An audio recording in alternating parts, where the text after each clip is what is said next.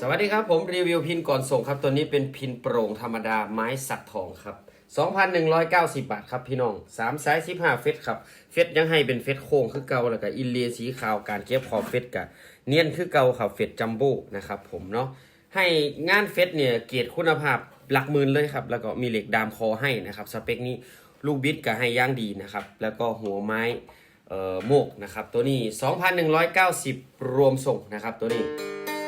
มาฟังเสียงเบิงครับตัวนี้รีวิวก่อนส่งไปอุบลราชธานีนะครับผมเนาะเช็คสเกลเฟดแป๊บนึง